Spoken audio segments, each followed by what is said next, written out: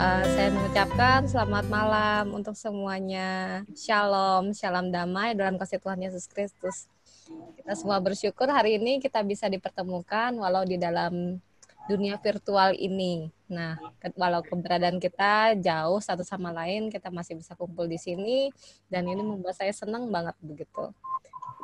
Saya yakin suasana persekutuan seperti ini juga pasti Bapak Ibu juga rindukan begitu. Kita sudah lama ya nggak ke gereja ya. Ada berapa lama? 2 minggu ya kalau nggak salah. Halo Tante Nana, kelihatan di sini. Kangen ke Terus gereja. selamat datang gitu.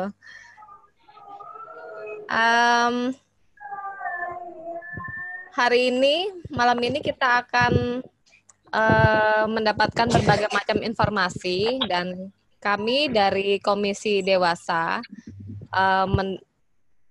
mendapatkan banyak masukan-masukan gimana dong kok kita coba dong kita ngadain yang terkait dengan corona begitu. Akhirnya kami berpikir, oh yuk kita undang Dokter Yohanes Mada nih gitu.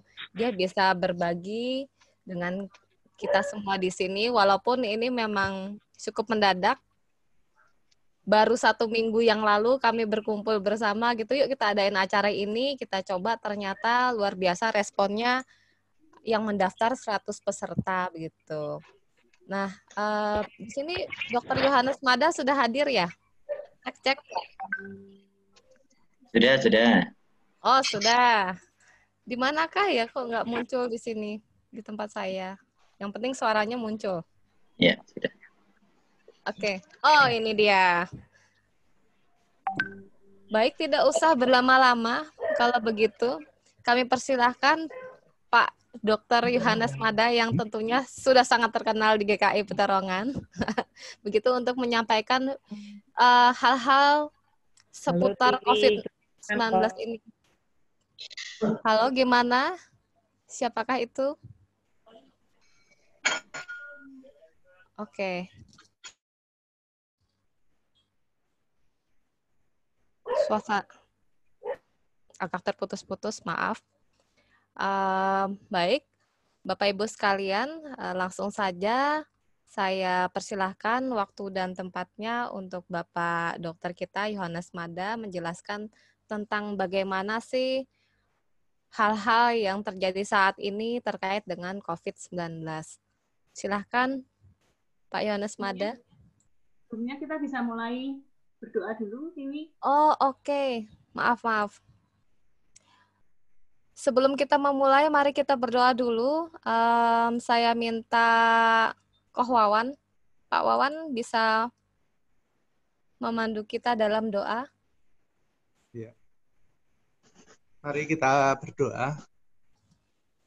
Tuhan Allah Bapa kami yang di surga, terima kasih Tuhan telah beri kesempatan pada kami untuk melaksanakan acara ini melalui Zoom. Kiranya Tuhan beri kelancaran dalam proses ini, juga pembawa acara Dr. Yohanes Mada, kiranya Tuhan lindungi supaya boleh membawakan acara untuk pengenalan virus COVID-19 dengan lancar. Terima kasih Tuhan, dalam nama Tuhan Yesus kami berdoa. Amin. Terima kasih Koh Wawan. Baik, waktu dan tempat kami persilakan untuk Pak Yohanes Mada.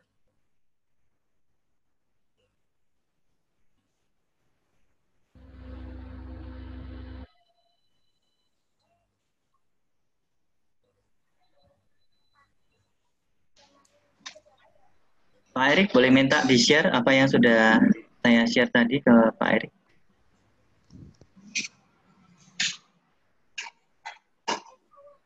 Halo Pak Erik. Ya. Untuk PowerPoint yang sudah saya siapkan tadi? Ya.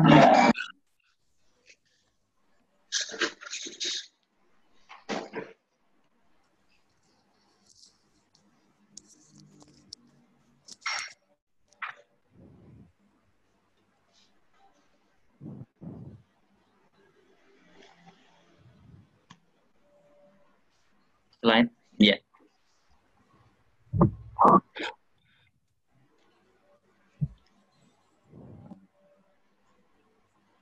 pada beberapa bulan ini kita disengangkan oleh banyak sekali pasien yang tertular COVID-19. Pertama disebut novel coronavirus, kemudian dirubah namanya menjadi COVID-19.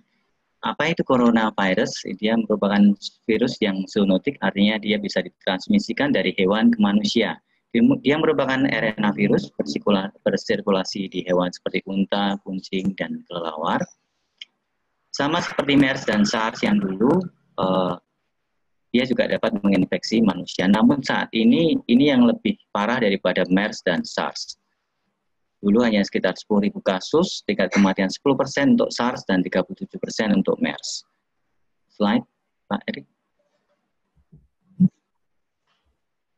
Ya, virus ini adalah virus yang berhubungan dengan saluran nafas. Dia masuk ke dalam saluran nafas atas, kemudian bereplikasi di sel epitel saluran nafas atas, kemudian dia menyebar ke bagian bawah. Pada infeksi akut terjadi penyebaran virus ini dari saluran nafas dan dia dapat menuju ke saluran cerna. Makanya pada gejala kadang-kadang didapatkan ada diare. Slide Pak Erik. Belum ada. Ya, ini kita lihat sebaran kasus dan fatalitasnya. Pada Cina dan Italia, kita lihat laki-laki lebih banyak daripada wanita. Namun pada Korea Selatan, itu perempuan lebih banyak daripada pria. Kemudian kita lihat sebaran kasus pada usia. Ternyata tidak mengenal usia, memang terbanyak pada usia dewasa, namun usia lanjut maupun anak-anak juga ada. Slide. Ya, ini untuk penularan COVID-19, transmisi dari manusia ke manusia melalui droplet, saluran nafas seperti batuk dan bersin, maupun kontak dekat personal. Kemudian menyentuh benda atau permukaan yang terdapat virus, dan seketika itu juga kita menyentuh mulut, hidung, dan mata sebelum kita mencuci tangan. Kemudian juga ada kontaminasi dari kotoran manusia. Lain. Ya, untuk tadi, selain droplet juga melalui kontak. Droplet ini dapat dihasilkan pada saat tertawa, batuk, kemudian bicara. Bersin ini memproduksi sampai 40.000 droplet. Atau 3.000 droplet, kemudian bicara 5.000. Selama 5 menit ini 3.000 droplet. Slide.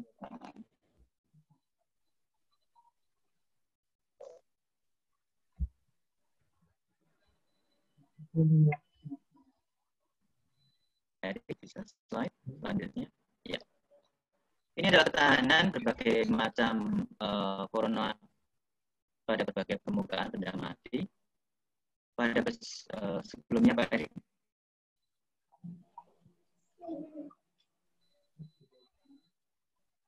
Pak Erik, halo.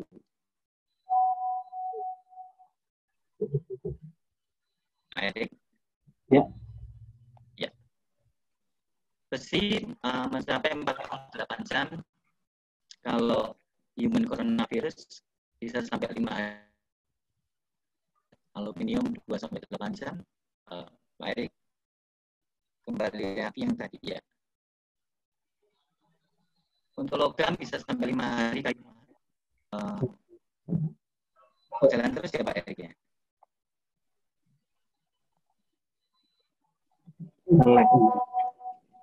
Untuk kayu 4 hari, kertas 4-5 hari, kaca 4 hari, plastik 5 hari.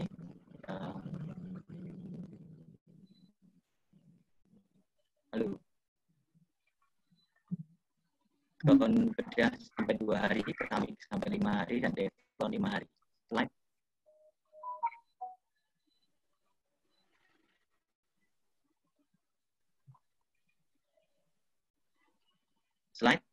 Slide. Ya. Kasus pertama terpelacak bukan zero case ya. Di Wuhan terjadi pada 17 November 2019, sekitar 13 minggu sebelum puncak kurva epidemi Cina pada tanggal 8. Respon lebih komprehensif di Cina terjadi pada akhir Desember, sekitar 7 minggu sebelum puncak kurva dari epidemi. Kemudian hampir sebulan di Wuhan, pada tanggal 13 Januari, Thailand melaporkan kasus pertama di luar Cina. Ini adalah tanda-tanda klinis dari COVID-19, yaitu pertama adalah influenza like nose seperti meriang, batuk, pilek, kemudian ada gejala gastrointestinal seperti diare, demam, batuk, pilek, nyeri tenggorok, dan nyeri kepala, kemudian merasa meriang.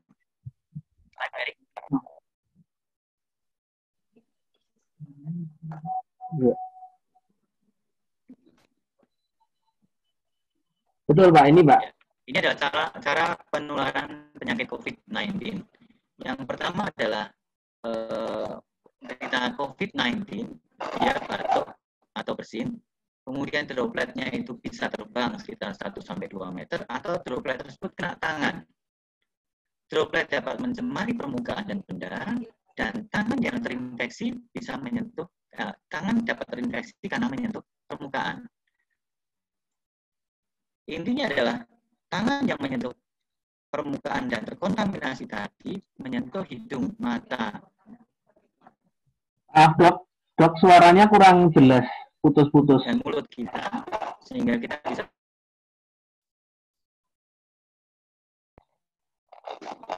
slide selanjutnya. Slide selanjutnya.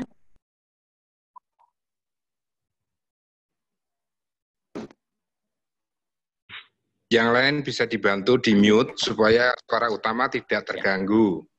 Ini adalah definisi operasional.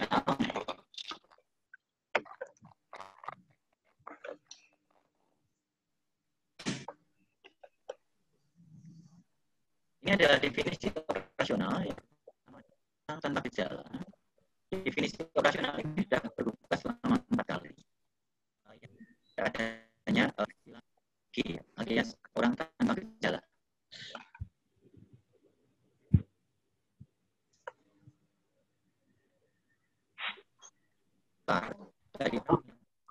Suaranya hilang-hilang Dok. Dan dia merupakan kontak dengan kasus positif COVID. Nanti akan ini ada kontak erat.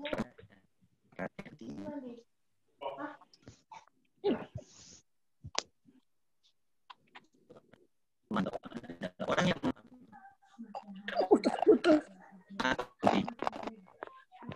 riwayat kalau gangguan sistem pernafasan seperti pilek atau batuk dan terakhir sebelum timbul riwayat perjalanan atau tinggal di negara melaporkan transmisi. Semarang juga sudah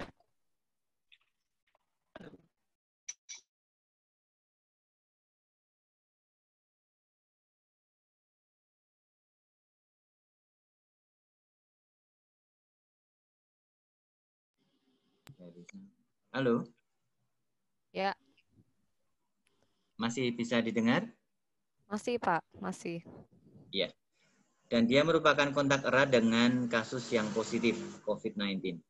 Kemudian orang dalam pemantauan adalah orang yang mengalami demam lebih dari 38 derajat atau sama dengan 38 derajat atau memiliki riwayat demam atau gejala gangguan sistem pernafasan seperti pilek, sakit tenggorokan, atau batuk, dan pada 14 hari terakhir sebelum timbul gejala, memiliki riwayat perjalanan atau tinggal di negara atau wilayah yang melaporkan transmisi lokal.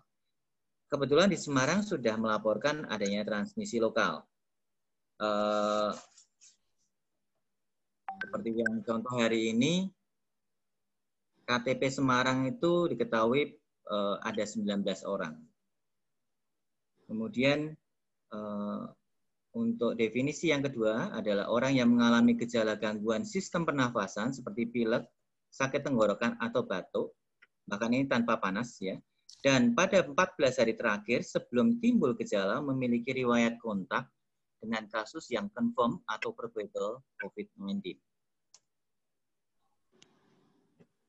Pasien dalam pengawasan adalah 1 orang dengan infeksi saluran napas akut (ISPA), yaitu demam, lebih atau sama dengan 38 derajat, atau memiliki riwayat demam, disertai salah satu gejala atau tanda penyakit pernafasan, seperti batuk, sesak nafas, sakit tenggorokan, pilek, radang paru-paru, ringan sampai berat. Jadi ini bedanya, radang paru-paru, ringan sampai berat. Dan pada 14 hari terakhir, sebelum timbul gejala, memiliki riwayat perjalanan atau tinggal di negara atau wilayah yang melaporkan transmisi lokal. Yang kedua, orang dengan demam lebih atau sama dengan 38 derajat atau riwayat demam atau ISPA, dan pada 14 hari terakhir sebelum timbul gejala memiliki riwayat kontak dengan kasus confirm atau probable. Kriteria yang ketiga adalah orang dengan ISPA berat atau radang paru-paru berat yang membutuhkan perawatan di rumah sakit dan tidak ada penyebab lain berdasarkan gambaran klinis yang meyakinkan. Mengenai gambaran klinis, nanti kita akan bahas satu persatu. Yang disebut kontak erat adalah seseorang yang melakukan kontak fisik atau berada dalam ruangan atau berkunjung dalam radius 1 meter dengan kasus pasien dalam pengawasan atau PDP atau pasien yang terkonfirmasi positif. Seperti saya ini kontak erat. Dalam 2 hari, amit-amit ya, semoga tidak kena ya. Dalam 2 hari sebelum kasus timbul gejala dan hingga 14 hari setelah kasus timbul gejala. E adalah konfirmasi pasien yang terinfeksi COVID-19 dengan hasil pemeriksaan tes positif melalui pemeriksaan PCR.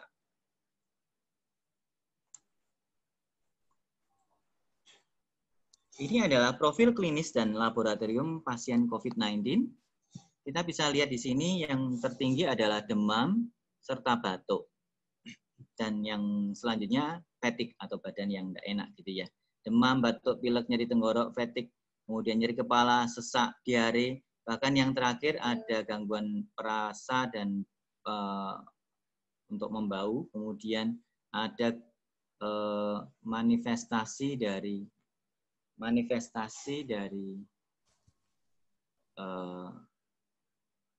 kulit, seperti kalau orang Jawa bilang biduran, kemudian eritem merah-merah seperti itu. Kemudian kita lihat di temuan laboratorium, pada berbagai laporan disebutkan bahwa sel darah putihnya normal. Kemudian yang di sini sedikit berbeda dengan teorinya. Kalau teori itu terjadi limfosit yang menurun. Pada laporan beberapa laporan ini limfositnya cenderung normal. Kemudian sel trombosit masih normal, namun ada laporan trombosit juga bisa turun. Terjadi peningkatan SGPT dan SGOT, terjadi gangguan fungsi liver dan gangguan fungsi ginjal. Di sini bilirubin juga ditemukan banyak yang meningkat. CRP juga meningkat, LED meningkat. Untuk laktat ada yang meningkat, namun ini jarang diperiksa. LDH di dimer meningkat. Nah, ini untuk skema perjalanan. Pada orang yang sehat, dia tidak memiliki gejala alias asimptomatik, namun virus bisa bereplikasi di nasofaring. Nasofaring itu hidung ke belakang ya. Inkubasi virus 3-14 hari dengan median 5 hari. Di situ tidak ada gejala. Nah, jangan keburu-buru periksa rapid test dulu, karena imunoglobulin tidak akan terdeteksi. Jadi salah kalau orang tidak ada gejala apapun melakukan pemeriksaan rapid test. Kemudian berlanjut dari orang yang asimptomatis menjadi mempunyai gejala awal. Ini terkait dengan apa? Terkait dengan replikasi virus yang berikatan dengan ACE2 di organ. Nah, ACE2 nanti kita bahas ACE2 di belakang, ini terkait dengan obat tensi, kemudian ini terkait dengan temulawak dan kawan-kawannya. Dia memiliki gejala seperti demam, batuk kering, pilek, nyeri tenggorok, nyeri kepala, mialgia, diare, dan mual. Kemudian tesnya apa? Kalau ini kita menggunakan PCR, kemungkinan bisa positif. Namun kalau dengan rapid test yang memeriksa imunoglobulin, belum tentu positif. Kalau negatif, kita akan cek lagi 10 hari kemudian. Kemudian berlanjut 4-7 hari setelah onset menjadi radang paru-paru. Gejalanya demam yang persisten atau menetap, sesak, kemudian CRP meningkat. Pada ronsen ditemukan adanya gambaran infiltrat. Dan setelahnya, kondisi makin memberat, inflamasi sistemik yang tidak terkontrol, sitokin proinflamasi meningkat dengan tinggi, kemudian menyebabkan ARDS, ini gangguan gagal napas ya, arah mau berhenti napas, kemudian sepsis, infeksi yang sangat berat, miokarditis ini adalah infeksi pada otot jantung dengan gagal multi organ. Ini adalah gambaran foto ronsen pada pasien penderita COVID-19. Kita bisa lihat dalam waktu 2 hari sudah terjadi perburukan. Seharusnya hitam, kita bisa lihat yang di tengah ini, yang putih ini jantung, yang pinggirnya ini adalah paru-paru, yang kanan dan kiri hitam ini adalah paru-paru. Yang kiri, yang sebelah kiri itu sudah tampak gambaran bercak-bercak putih. Namun yang tanggal 23 Maret itu bercak putih bertambah banyak. Ini adalah gambaran CT scan pada paru, dinamakan ground glass appearance, yang meningkat cepat dalam waktu singkat. Prediktor derajat berat pasien COVID itu berhubungan dengan penyakit paru kronis, diabetes, penyakit jantung, darah tinggi, usia lanjut. Jadi bagi pasien-pasien yang memiliki penyakit tersebut, mohon hati-hati. Bagaimana kita melakukan pencegahan supaya kita tidak terkena? Yang pertama, gunakan masker. Yang dulu WHO melarang yang tidak sakit untuk menggunakan masker. Namun terakhir ini WHO menyarankan kita yang tidak sakit menggunakan masker. Walaupun bukan masker bedah, masker kain pun tidak ada masalah. Kemudian sering mencuci tangan. Nah, mencuci tangan dengan apa? Kemarin kami melakukan search ya. Berbagai macam desinfektan yang bisa kita gunakan. Namun yang sangat meyakinkan adalah dengan kloroksilenol. Kloroksilenol adalah bahan aktif, mohon maaf harus menyebut merek, Dettol. Itu dia bisa mengeliminasi virus yang berenvelop seperti coronavirus ini. Ada beberapa penelitian terkait hal tersebut. Kemudian hindari menyentuh mata, hidung, mulut, menjaga jarak dengan orang yang sakit. Etika batuk, kalau misalnya batuk ya harus ditutup, bisa menggunakan tisu, sarung tangan, kemudian baju yang di lengan, sehingga tidak menulari orang lain. Kemudian kita harus segera dan sering-sering membersihkan dan memberikan desinfektan secara berkala pada benda-benda yang sering disentuh. Apa saja nanti kita akan bahas. Minum vitamin, gizi seimbang, kemudian cukup istirahat, rajin olahraga. Nah, ini selanjutnya kita akan membahas mengenai bagaimana sih kita membersihkan coronavirus ini pada permukaan. Ada beberapa cairan seperti di sini disebutkan etanol 62-71%, kemudian hidrogen peroksida 0,5%, sodium hipoklorit, ini kaporit 0,1% dalam 1 menit. Yang banyak ditemukan adalah etanol tadi 75%, kemudian ada yang mencampur antara etanol dengan H2O2 dijadikan satu. Nah, ini adalah cara kita untuk menghindari paparan virus pada permukaan benda di tangan kita. Jadi menggunakan siku untuk menyentuh tombol lift. Ini juga tidak menyentuh eskalator. Apabila kita menggunakan masker, jangan mempermainkan tali masker, menarik-narik, dan sebagainya. Ini dilakukan oleh petugas perawat, biasanya di ruang OK, ruang bedah. Setelah melakukan tindakan steril pada tangan, kita menggunakan bahu atau punggung untuk membuka pintu. Kemudian objek yang paling kotor seperti tombol lift, kemudian handrail, gagang pintu, remote, telepon atau handphone, troli, saklar, keyboard, dan uang. Nah, ini adalah posisi kita saat kita di dalam lift. Yang terpenting adalah kita tidak saling berhadapan. Nah, kita membahas bagaimana tadi cuci tangan sesering mungkin setelah kita menyentuh permukaan benda-benda. Namun bagaimana cara cuci tangan? Ya, kita harus mengetahui cara cuci tangan yang betul, yaitu dengan melakukan 6 langkah cuci tangan. Yang pertama gosok kedua tangan, kemudian selanjutnya adalah gosok punggung dan sela-sela jari, 4 hitungan semua dalam 4 hitungan. Kemudian yang ketiga adalah gosok kedua tangan dan sela-sela jari dari dalam, yang tadi dari luar, ini dari dalam. Setelah itu yang keempat ada jari sisi dalam dan kedua tangan saling mengunci, gosok 4 kali. Yang kelima adalah gosok ibu jari dan berputar dalam genggaman, tangan kanan kemudian tangan kiri, 4 hitungan juga. Yang terakhir, gosokkan dengan memutar ujung jari tangan kanan ke telapak tangan kiri dan sebaliknya, 4 hitungan juga.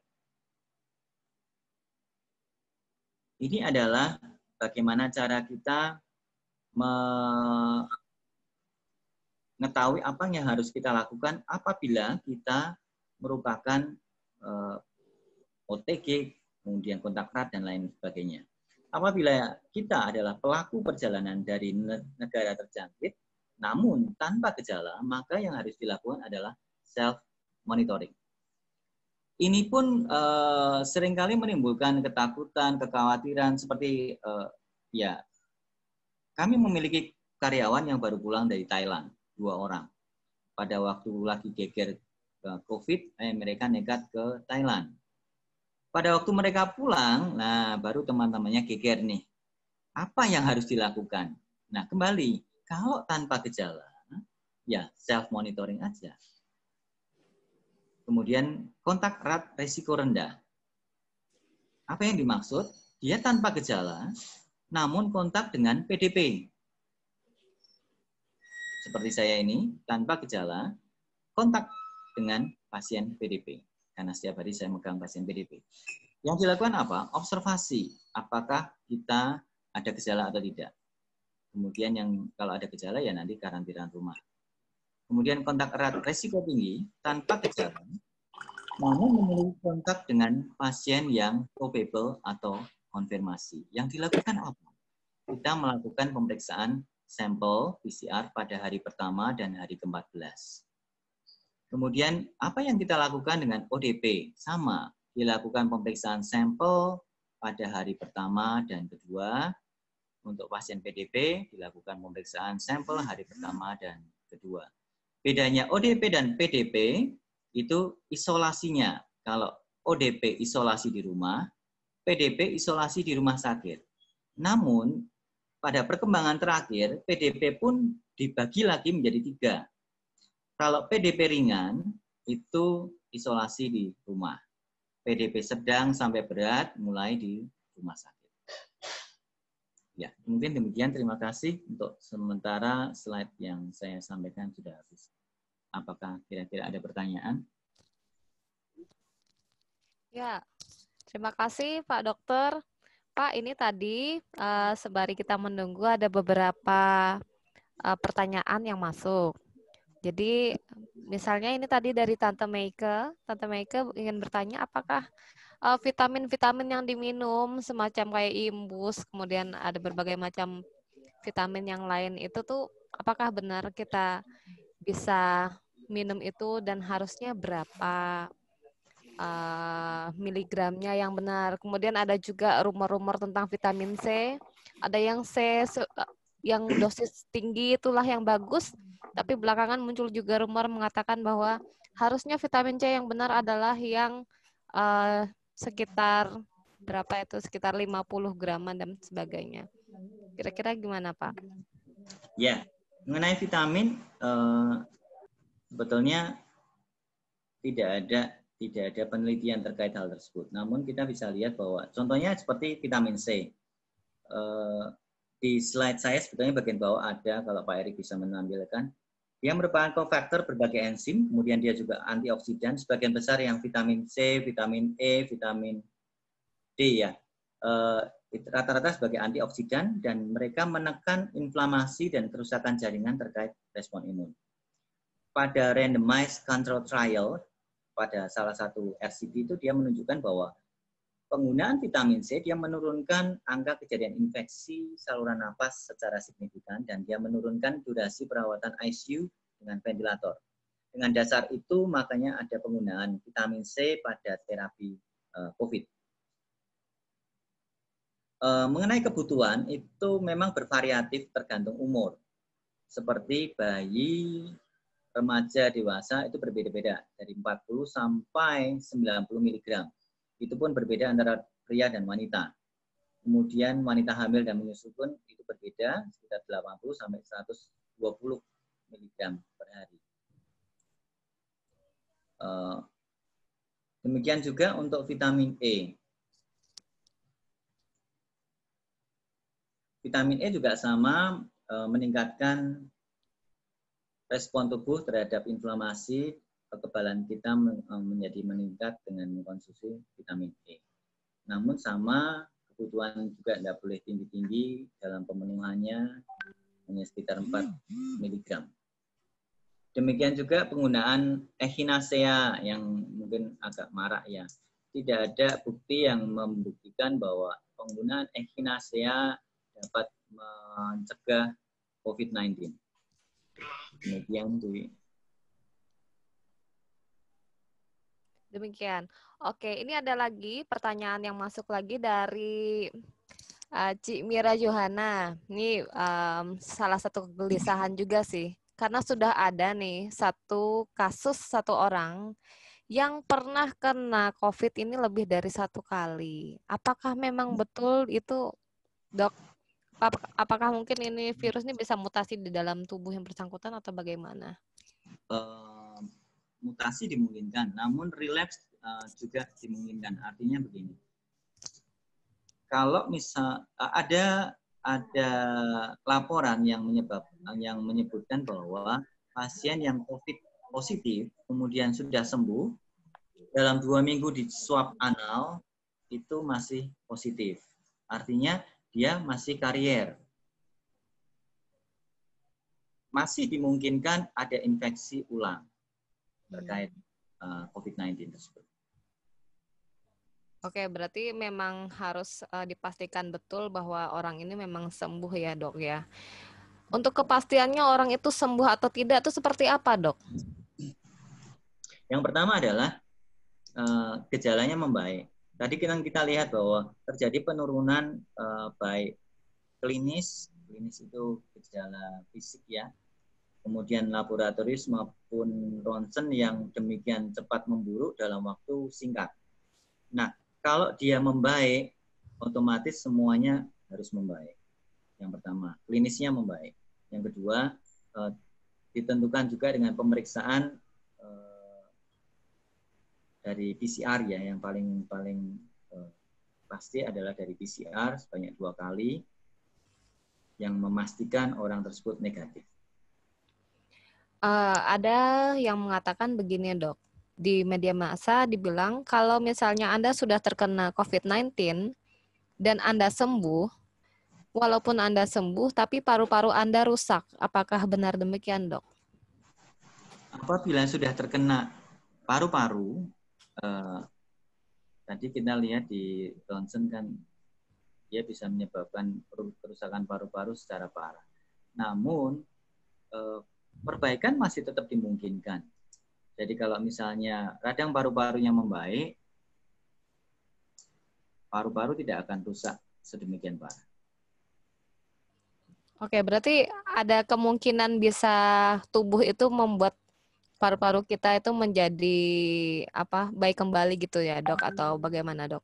Iya, paru-paru yang rusak sedemikian parah biasanya memerlukan waktu untuk sampai terjadi kerusakan yang demikian parah ya, seperti pelebaran saluran napas di paru yang kita sebut bronkiektasis, atau ada kerusakan paru yang disebut atelektasis, itu memerlukan waktu panjang. Dan ini kok kelihatannya tidak memerlukan waktu sepanjang itu, sehingga kami masih berpikir bahwa masih dimungkinkan terjadi perbaikan secara menyeluruh. Berarti ini harusnya ada harapan ya dok ya. Dan kita jangan dibuat takut dengan berita-berita yang seperti itu, yang rumor-rumor yang membuat kita kemudian imun kita menjadi turun ya dok. Dok, ini ada juga pertanyaan lagi dari Tante Ruth, gini katanya, mengapa penyakit ini rentan sekali dengan lansia, khususnya mereka yang memiliki hipertensi dan diabetes? Ya, tidak usah jauh-jauh di COVID-19. Pada pasien dengan usia lanjut di atas 60 tahun, secara teori dalam ilmu geriatri, radang paru-paru adalah sahabatnya orang tua. Jadi tidak usah sampai ke COVID-19, radang paru-paru yang biasa terjadi bakterial itu pun sahabatnya orang tua. Kenapa? Karena pada orang tua biasanya kan terjadi perubahan tidak banyak gerak, kemudian aktivitas sedikit, banyak tidur, itu yang menyebabkan radang paru-paru sering terjadi pada orang tua. Oke, ini banyak sekali pertanyaan yang masuk rupanya. Ya, ini dari Tante Eni Susanti. Untuk menjaga vitalitas tubuh, dok, selain vitamin, bagaimana kalau makanan 4 sehat 5 sempurna itu?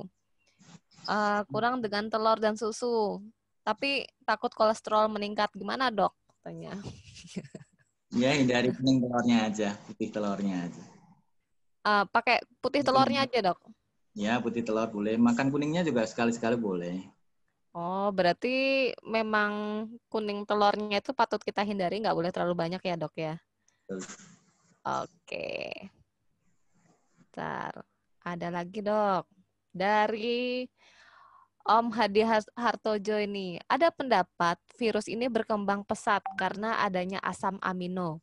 Bila benar, apa saja yang tergolong asam amino? Wah, ini kok kayak pertanyaan cerdas cermat ya dok ya?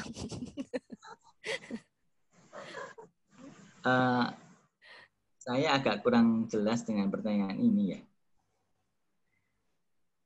Yang dimaksud. Saya ulangi ya dok. Ya. Ada pendapat virus ini berkembang pesat karena adanya asam amino. Bila benar, apa saja yang tergolong asam amino? Setahu saya virus ini berhubungan dengan yang disebut reseptor ACE2. Dia merupakan suatu enzim, jadi bukan asam amino ya. Dia berikatan dengan ACE2 reseptor, dan ACE2 reseptor ini adalah seperti enzim yang ada pada permukaan sel paru, kemudian liver, jantung, ginjal, usus. Jadi dia bisa menyerang di mana-mana. Nah, tadi ada berita yang bahwa kita minum aja temulawak dan lain-lain, bagaimana itu bisa memerangi COVID. Nah, ada pendapat yang bahwa temulawak tersebut yang kita sebut kurkumin pada dasarnya, dia meningkatkan ekspresi ACE2, sehingga dengan semakin banyaknya ACE2, otomatis virus yang dalam tubuh juga akan semakin banyak karena inangnya, hostnya, ACE2 tersebut semakin banyak.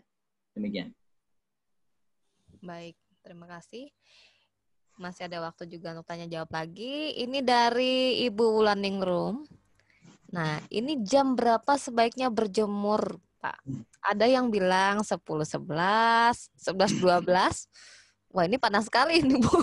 Ada yang juga justru dibilang sebelum jam 9.30 atau di bawah jam 9 karena kita berada di daerah Katulistiwa. Pendapat Pak Dokter bagaimana ini Pak secara medis, Pak? Tidak ada waktu yang tepat untuk kapan sih kita bisa jemur-jemur gitu ya. Kita bisa lihat lagi sebetulnya apa sih gunanya jemur-jemur adalah untuk membentukkan vitamin D. Vitamin D Itu pun salah satu vitamin yang kita perlukan untuk ketahanan tubuh. Bukan sinar mataharinya itu yang menghilangkan virus, tetapi justru lewat vitamin D inilah ketahanan tubuh kita lebih kuat sehingga kita mampu memerangi virus. Nah, jam berapa pembentukan vitamin D tadi diinisiasi oleh paparan UV yang B, bukan yang A ya. UVA ada, UVB ada. UVA lebih banyak, sekitar 95%, sisanya UVB. Nah, paparan tertinggi UVB itu antara, ini ada dua literatur yang berbeda. Jadi ada yang menyebutkan jam 10 sampai jam 4, ada yang menyebutkan jam 11 sampai jam 4. Itu paparan tertinggi. Nah, ada yang menyebutkan bahwa semua itu tidak usah dipikir itu paparannya tertinggi kapan, namun dilihat dari UV indeksnya. Berapa lama kita akan jemur tergantung dari UV index. Bagian bawah saya sudah tampilkan di setelah terima kasih. Ada UV index, nanti Pak Erik silahkan di-share. Kita tinggal menyesuaikan saja UV index kita dengan berapa lama kita jemur. Nah, untuk tahu sekarang berapa sih UV index-nya kita, mungkin lewat aplikasi kita juga bisa mengetahui UV index saat ini. Seperti AccuWeather kalau tidak salah, tinggal download aja, kita tinggal buka. Hari ini juga kita bisa tahu UV index-nya hari ini berapa, kita tinggal menyesuaikan, berapa lama. Ada beberapa literatur yang menyebutkan mengenai waktunya. Ada yang 20 menit, ada yang 5 sampai 15 menit, tergantung apa? Satu, tergantung waktu. Yang kedua, tergantung dari gelap atau tidaknya kulit kita. Semakin putih, semakin pendek. Ya, jangan lama-lama, 5 menit aja.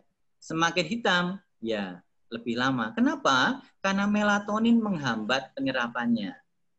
Karena kulit hitam kan melatoninnya tambah banyak tuh. Dia bisa 15 menit. Tapi kalau kulit semakin putih, ya cukup 5 menit. Jangan kalau lama. yang sawo-sawo mateng gitu, Pak? Ya, atau kuning-kuning langsat? Nah, jangan lama-lama. Kenapa? Karena UVB juga menyebabkan satu, iritasi kulit, yang kedua melanoma alias kanker kulit. Mungkin demikian. Oke, terima kasih. Ada lagi nih, yang lagi viral, penguburan jenazah itu loh Pak. Bagaimana nih Pak Dokter? Ini kok, apakah itu memang bisa menyebabkan penularan atau seperti apa itu? Bisa. Jadi pasien PDP, sejak dari PDP kita sudah memperlakukan itu sebagai pasien COVID plus yang meninggal. Di tempat kita ada yang PDP yang meninggal, dan kita sudah memperlakukan itu sebagai pasien COVID. Mulai dari perlakuan pembersihannya, jadi menutup semua lubang, maaf ya, dari lubang hidung, lubang telinga, lubang mata, kemudian anus, kemudian kemaluan, semua ditutup sehingga tidak mengalirkan cairan, kemudian dibungkus dengan plastik. Plastiknya pun khusus. Kemudian pada saat memandikan dan lain-lain, petugas menggunakan APD komplit. Setelah selesai, APD-nya lepas, ganti APD yang lain, kemudian baru prosesi terakhir. Dan harus diselesaikan dalam waktu 4 jam, bisa langsung kubur dengan peti atau lebih baik kremasi. Mengapa harus 4 jam, Dok? Kalau lebih apa masalahnya? Cairannya tubuh kan semakin banyak keluar. Oh, baik. Ini ada lagi, Dok. Mengapa ada kondisi pasien COVID yang begitu cepat memburuk, namun juga ada yang tidak terlalu parah? Faktor apa saja yang membuatnya berbeda? Atau faktor-faktor penyebab berbedanya kondisi pasien tersebut? Yang pertama tadi sudah saya sampaikan bahwa ada prediktor, salah satunya penyakit komorbid yang ada dalam pasien tersebut, contoh darah tinggi, kencing manis, kemudian penyakit paru itu sendiri, itu menyebabkan seseorang bisa menjadi buruk. Yang pertama. Yang kedua, derajat berat atau rendahnya paparan COVID-nya. Kemudian bagaimana ketahanan tubuh seseorang saat dia terkena. Kemudian apakah ada mutasi atau tidak, itu yang belum bisa kita buktikan saat ini, yang menyebabkan yang ini ringan, yang ini sedang. Karena angka kematian dari COVID ini tergolong rendah sebetulnya. Awal itu dikatakan 2%, tapi ternyata Indonesia hari ini kurang lebih Jadi 190-an ya? Ya 7-8% ya. Karena saat ini 2092 yang positif, kemudian yang meninggal 191. Kira-kira apa dok yang menyebabkan Indonesia kok banyak sekali ya, malah dikatakan sangat tinggi yang Sebetulnya meninggal dok? Sebetulnya enggak tinggi. Indonesia dibanding negara Eropa kalah tinggi ya. Ada yang penelitian yang menyebutkan, ini ada penelitian di Cina, di Beijing, mereka mengeluarkan jurnal tersebut, mengatakan bahwa suhu tinggi, kelembapan tinggi itu menghambat transmisi dari virus. Pertamanya sampai saat ini WHO masih menyangkal hal tersebut. Namun dalam salah satu presentasi, kalau tidak salah namanya hampir sama, ada juga, itu menyebutkan bahwa di Indonesia itu kurvanya lebih rendah daripada yang di Eropa dan sekitarnya. Apakah ini terkait dengan kelembapan kita yang tinggi karena sekitar kita banyak laut, kemudian suhu kita yang tinggi, masih belum jelas. Demikian. Dan gini Pak Dokter, kalau kita lihat ya ini sekarang kan APD-nya sangat-sangat langka nih Pak. Apakah dengan menggunakan APD yang misal pakai jas hujan begitu, itu apakah cukup membantu Pak dari paparan virus? Sangat sulit menjawab. Ya, seharusnya memang kita menggunakan APD lengkap. Namun kembali lagi, semua rumah sakit itu order enggak dalam jumlah yang sedikit. Pasti jumlahnya ratusan bahkan ribuan. Dan kami yakin belum tentu bisa tercukupi dalam waktu yang singkat. Nah, itu yang terjadi kemarin sehingga terjadi kelangkaan sampai seharusnya gaunnya adalah gaun minimal dari spunbone, namun yang terjadi adalah kita menggunakan jas hujan. Prinsipnya adalah menghambat terjadinya droplet infection. Sedapat mungkin semua tertutup. Kalau Bapak Ibu mau menguruskan badan bisa dicoba nanti pakai jas hujan 30 menit atau 1 jam. Wah, luar biasa itu. Sangat panas. Wah, tidak bisa dibayangkan apa yang terjadi dengan tenaga-tenaga medis kita begitu. Mereka di dalam situ semua ya. Ya. Oke. Kemudian kan Dok, ini Dok. Untuk monggo Dok dilanjutkan tadi belum selesai. Tapi di yang lain pun karena kelangkaan kita pun harus memodifikasi. Seperti kita yang sudah lakukan adalah face mask yang seharusnya ya seperti itulah, kalau bahan pabrikan kita bikin sendiri, setidaknya menghalangi mata wajah kita dari percikan. Apapun yang bisa kita lakukan, kita lakukan. Kemudian untungnya ya sekarang sudah mulai banyak yang memberikan donasi, ya, sehingga perawat-perawat kami juga bisa lebih pede dalam menangani pasien-pasien dengan PDP atau COVID. Oke, terkait dengan apa yang masyarakat pakai sehari-hari untuk masker. Masker yang kami pakai sekarang kan banyaknya menggunakan kain. Nah, kemarin juga ada rumor mengatakan begini, lebih baik yang menggunakan kain, dalamnya dimasukkan tisu, agar nafas kita itu tidak banyak keluar di luar. Tapi kan banyak juga yang lain yang maskernya hanya cuma ditutup di wajah, paling hanya selembar atau 2 lembar kain kemudian ditutup. Itu bagaimana, Dok? Ya, kalau yang terakhir sebetulnya tidak masalah sih dengan masker kain. Masker kain untuk yang non medis, kemudian masker bedah untuk yang tenaga medis. Kemarin pun Kalau sempat yang masker, masker bedah. Oke. Kan dari video yang Pak Ganjar viralkan kemarin, dia menyarankan untuk dimasukkan tisu di dalam. Begitu. Berarti tidak masalah ya, Dok ya, seperti itu. Kain tuh kalau misalnya seratnya besar atau kecil, masalah tidak? Kadang kan ada kain katun tuh. Kemarin ada yang kain apa begitu.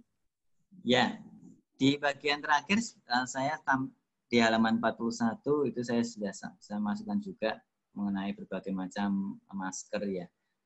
Memang masker kain tidak terlalu banyak bisa menghambat, namun setidaknya dia menghambat yang disebut, saya itu agak lupa, Droplet. kalau bahasa Indonesianya awan percikan saat bersin. Jadi kalau ada orang bersin itu yang di depan itu kalau kita tidak menggunakan masker akan lebih banyak terpapar. Tetapi kalau kita menggunakan masker walaupun itu kain, setidaknya yang sampai kepada hidung kita, yang kita hirup akan lebih sedikit. Oke. Berarti memang baiknya memang tetap pakai masker ya, Dok ya, walaupun itu yang versi bedah atau versi kain. Betul. Ini juga ada pertanyaan dari Valentika Ratna. Dok, ini kan kita konsumsi vitamin C itu kan dianjurkan gitu, yang 500 mg ataupun apapun itulah tadi ya, dan berbagai macam vitamin. Itu bahaya nggak, Dok, buat ginjal kita, Dok? Enggak, asal tidak melebihi dosis yang masih bisa ditolerir itu sebetulnya ada yang bilang 1 gram, ada yang sampai bilang maksimal tidak boleh lebih dari 4 gram, tetapi lebih baik maksimal 1 gram. Karena itu pun sudah jauh Maksimal 1 gram vitamin C. Ya, karena itu pun sudah melebihi dari kebutuhan kita. Untungnya kalau kelebihan kita masih bisa mengeluarkan lewat urin. Memang ada penelitian yang bahkan lebih tinggi dari itu untuk terapi COVID positif. Namun baru 1 orang yang melaporkan tentang hal tersebut. Jadi belum bisa kita jadikan pegangan. Nah, ini juga ada pertanyaan lagi, Dok. Apakah bisa dibantu dijelaskan cara memakai masker non-medis yang baik dan benar, diganti tiap berapa waktu sekali, disimpan di mana masker yang kotor ketika kita ganti masker saat bepergian? Karena masker medis sekarang langka jika langsung sekali pakai lalu dibuang. Gimana, Dok? Ya, dilema juga itu ya. Kalau mau pakai kain, ya kita lihat sudah lembab belum, sudah basah belum, kemudian berapa lama. Kalau misalnya baru pergi, setelah itu ya kita segera cuci dengan air panas, kemudian bisa dengan deterjen. Jadi dengan deterjen saja cukup ya, Dok ya, tidak harus langsung direndam pakai Dettol dan sebagainya begitu, Dok? Mau direndam Dettol ya lebih baik.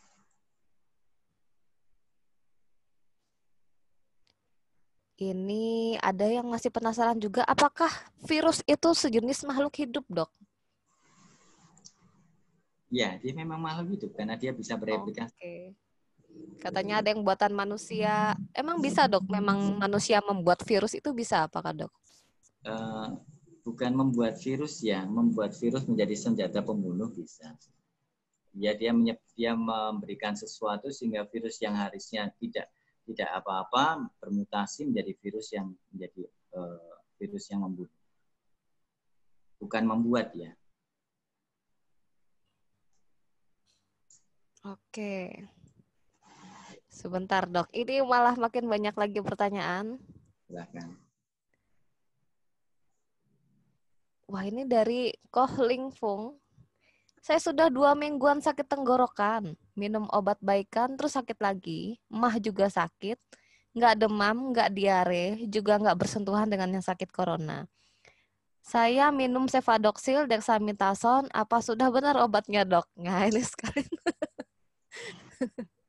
Kalau 2 minggu jangan pakai cefadroxil. Karena cefadroxil dia merupakan cephalosporin generasi pertama dan dia lebih fokus pada gram positif.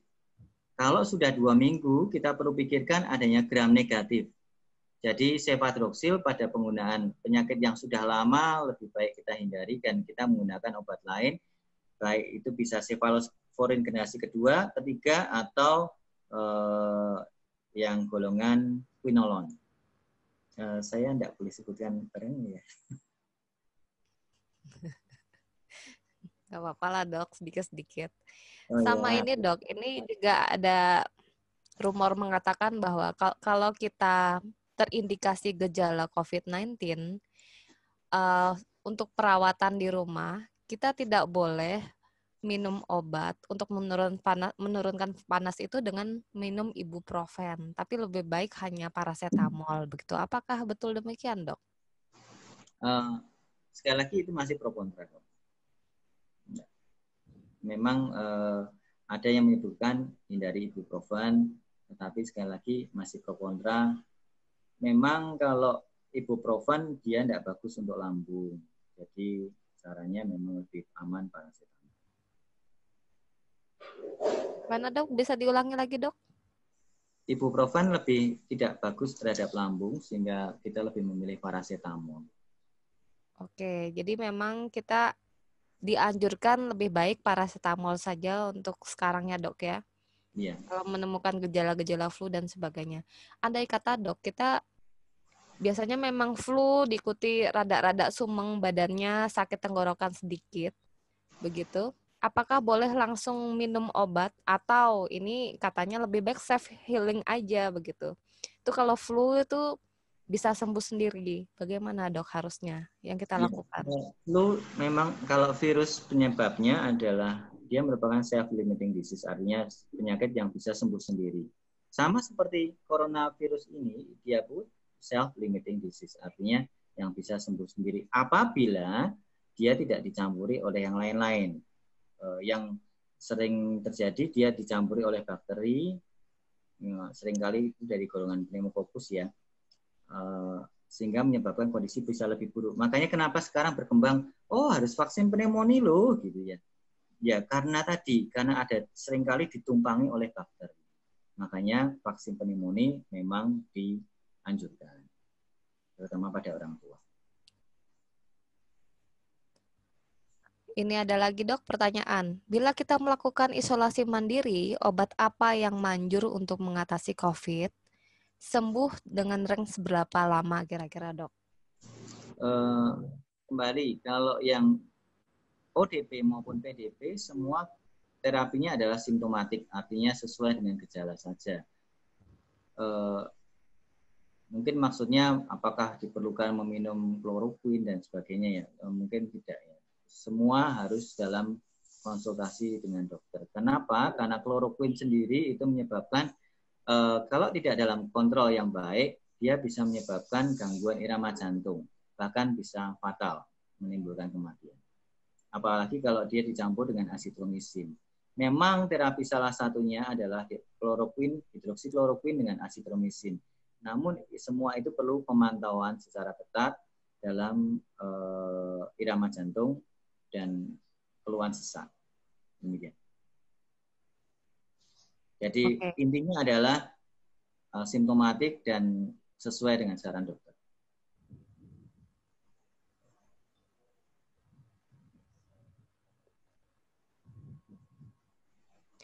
Ini ada lagi dok, dari Koherik. Info terbaru disebutkan kalau orang-orang dengan vaksin BCG pada umumnya lebih tahan terhadap efek COVID-19. Apakah betul, dok? Tidak betul. Tidak ada bukti yang menyatakan demikian. Tidak ada buktinya ya, dok ya. Jadi kalau misalnya kalau kita bicara di lingkup kota kita sendiri, dok, di Kota Semarang, seperti apa, dok, perkembangannya hari ini? Kalau Kota Semarang yang hari ini kalau tidak salah yang PDP 240, totalnya yang positif 77. Yang masih dirawat 50 sekianan kalau nggak salah. Kalau dari prediksi Pak Dokter gimana Pak ke depannya? Apakah kita bisa melalui ini dengan cepat atau seperti apa? Mengingat ini kayak anak-anak juga liburnya ditambah lagi, kemudian isolasi mandiri juga ditambah lagi oleh pemerintah. Hari kemarin daripada hari sekarang secara nasional turun. Kemarin itu meningkat 196, hari ini dia peningkatan 106. Jadi peningkatannya terjadi penurunan. Terjadi penurunan ya? Ya, terjadi penurunan. Cuma kalau ini nanti ya masih bisa kita tekan mengenai social distancing, physical distancing, kemudian orang tidak mudik, mungkin akan lebih cepat turun. Tapi kalau nanti misalnya, ya ini kita omong sendiri, kalau misalnya nanti mudik terjadi spreading yang lebih luas, itu yang mungkin akan lebih panjang lagi. Kalau Cina sendiri kan kurang lebih 3 bulan ya. Jadi mungkin nanti sampai Mei atau Juni. Kalau ya semua seperti seharusnya.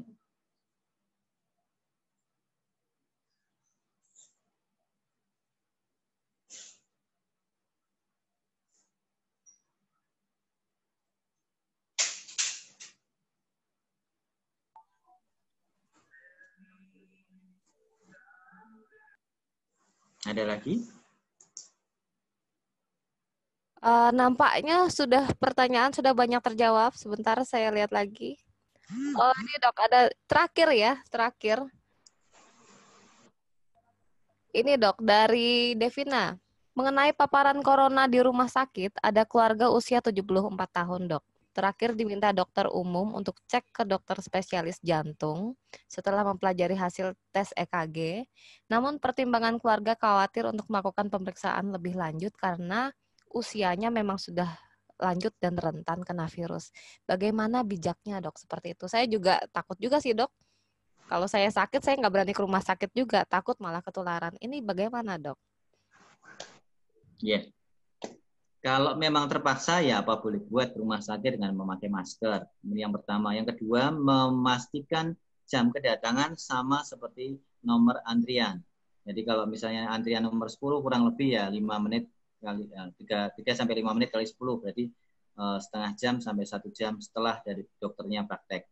Yang kedua, kemudian kalau memang tetap tidak berani ya mungkin bisa menggunakan jasa home care. Hubungi pihak rumah sakit, dokter yang akan datang, walaupun mungkin bukan dokter spesialis, dokter umum biasanya. Baik Dok, terima kasih.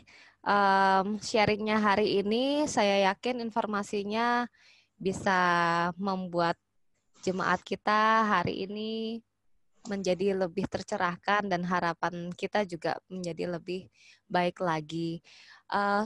Untuk sebelum kita mengakhiri acara kita, saya mengundang Ibu Helen, pendeta kita. Ibu Helen, apakah masih ada di sini? Ya. Ya, Ibu Helen nih, kita butuh juga kekuatan dan motivasi nih Bu, dari Ibu Pendeta. Gimana Bu, untuk menguatkan iman percaya kita hari ini, dan Ibu Helen juga membantu untuk menutup kita juga dalam doa di malam hari ini juga. Silakan Ibu. Terima kasih Dr. Yohanes yang sudah berbagi dengan kami malam hari ini. Terima kasih buat Bapak Ibu sekalian yang sudah mengikuti semuanya sampai selesai. Dan biarlah kita juga berhikmat ya, sehingga pengetahuan-pengetahuan yang diberikan kepada kita juga kita bisa melakukannya, walaupun kita juga mengatakan kita beriman, kita berdoa, tapi kita juga tetap melakukan apa yang menjadi bagian kita. Dan kita tetap mendukung aksi yang dilakukan oleh GKI Peterongan juga melalui aplikasi Beri-Beli. Bapak Ibu bisa melihat di aplikasi GKI Peterongan, kita bisa mendukung untuk para tenaga medis ini untuk pengadaan APD khususnya. Baik, kita akan jumpa lagi dalam sesi berikutnya yang nanti kita tunggu publikasinya dalam program Oase ini dengan topik yang lain. Kiranya apa yang kita diskusikan malam hari ini menjadi berkat. Mari kita berdoa. Kami bersyukur Tuhan untuk kesempatan malam hari ini ketika kami boleh mendengar dan berbagi. Terima kasih untuk Dr. Yohanes Mada yang telah membagikan pengetahuannya, pengalamannya, dan biarlah Tuhan yang akan terus memberkati karyanya sehingga di tengah segala sesuatu yang secara akal manusia tidak menentu seperti saat ini, kami tetap boleh meyakini pertolongan, perlindungan Tuhan bagi Dr. Yo dan juga segenap timnya dan para tenaga medis semua di semua rumah sakit di Indonesia ini. Tuhan yang akan melindungi supaya karya-karya mereka boleh menjadi berkat. Tuhan berikan kesehatan, kekuatan, dan perlindungan yang sempurna. Kami berdoa untuk wabah ini ya Tuhan, kiranya boleh cepat berlalu. Tuhan yang akan berikan hikmat bagi masyarakat Indonesia untuk juga kooperatif dengan program pemerintah sehingga kami semua boleh bersatu padu menghadapi ini dan semuanya bisa selesai dengan baik. Kami menyerahkan juga keluarga-keluarga kami, pribadi-pribadi kami ke dalam tangan Tuhan. Biarlah kami menjalani hidup ini dengan hikmat Tuhan, tidak juga dengan kungkungan rasa takut, tetapi dengan penyerahan diri, dengan tetap melakukan yang terbaik yang bisa kami lakukan. Kami percaya Tuhan sumber kekuatan kami yang akan terus menopang dan memberkati kami. Terima kasih untuk sesi Oase yang pertama malam hari ini. Biarlah Tuhan yang menolong kami sehingga kami boleh terus bersandar pada Tuhan. Dan kami menyerahkan juga rencana untuk sesi-sesi berikutnya mulai 2 minggu yang akan datang. Kiranya Tuhan akan berkati kami supaya program ini pun bisa menjadi satu oase yang menyegarkan bagi kami semua. Terima kasih Tuhan, kami menyerahkan istirahat kami malam hari ini. Tuhan berkati kami, Tuhan berkati keluarga kami. Tuhan persiapkan kami untuk mengikuti ibadah esok. Terima kasih Tuhan, kami bersyukur di dalam nama Tuhan Yesus Kristus. Amin. Amin. Terima kasih Ibu Helen. Sekali lagi terima kasih atas kehadiran Bapak Ibu semua, terkhusus juga Bapak Dr. Yohanes Mada yang berbagi info hari ini. Banyak sekali yang rumor-rumor yang menjadi jelas begitu bagi kami semua dan bagi Bapak Ibu semua. Kami juga menyiapkan acara-acara berikutnya. Mohon untuk juga turut serta bisa mengajak juga teman-teman yang lain begitu. Itu di belakangnya kok sendiri-sendiri ya, Mbok. Di belakangnya itu anak cucunya semua juga boleh ikut, nggak apa-apa. Biar kita yang mendengarkan semakin banyak. Satu yang login tapi yang mendengarkan banyak. Itu akan lebih baik. Kami rencananya ke depan akan bicara tentang perekonomian. Itu ada yang bertanya apakah butuh lockdown atau tidak ya. Itu nanti coba kami mencari berbagai macam info dan mungkin juga beberapa narasumber kiranya bisa kita menjadi bahan diskusi kita untuk pertemuan-pertemuan berikutnya. Baik, mari kita sudahi acara kita malam ini. Beberapa info akan kita sharekan di grup WhatsApp begitu. Terima kasih. Iya, terima kasih Tante Meike semuanya. Terima kasih. Berjumpa lagi. Yohanes Mada. Oke, terima kasih Bu Helen, Pak Yohanes. Sama-sama. Terima kasih Bu Helen.